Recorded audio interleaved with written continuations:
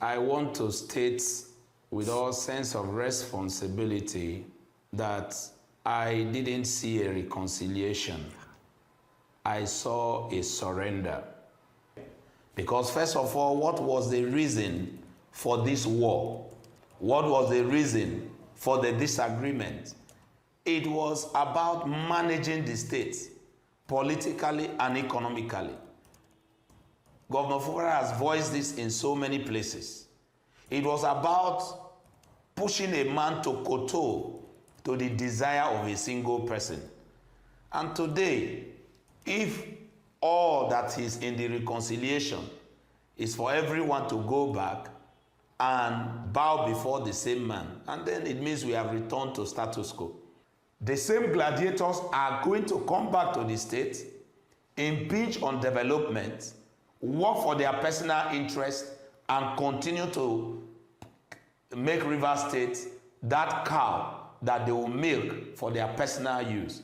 And that was exactly the fight that the governor has told us and enrolled people into, that he was fighting for the interests of Rivers State to ensure that Rivers State benefits from the resources of the state and not to hand over the resources of the state to any man, which was the pressure he was under. So if at this point he could not succeed in that, it simply means he has failed, and we are going back to status quo.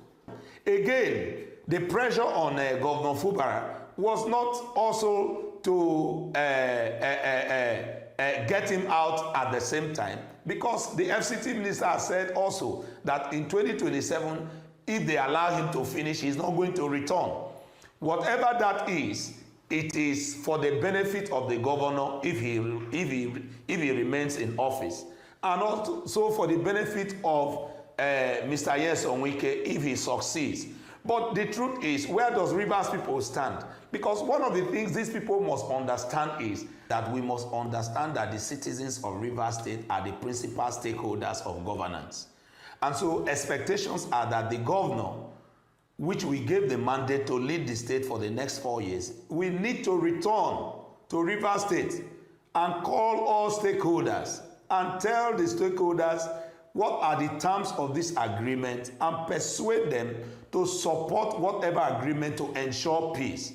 But where this agreement remains between him and, of course, his godfather, whether it's erstwhile or reconciled godfather, it becomes a problem, because this is the same thing that happened and led to where we are today. The governor said many times that he was under pressure to do things that are untoward, which he felt was inimical to the state. Are these conditions still subsisting? Have they been removed? What are the new conditions? These are things he needs to discuss with the citizens that are the principal stakeholders of governance in the state.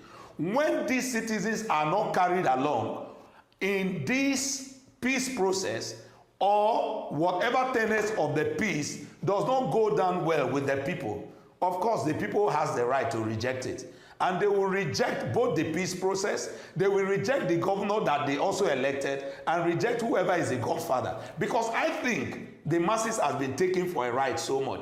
You see a situation where men and women are taken out every day on a protest, to protest in support of a government or against a particular group. And then peace is reached at a particular point, and then you no longer care about the people who took the bullet, who fought the war, who got injured, who lost a lot of their privileges, and then there is a peace that you can't discuss with them.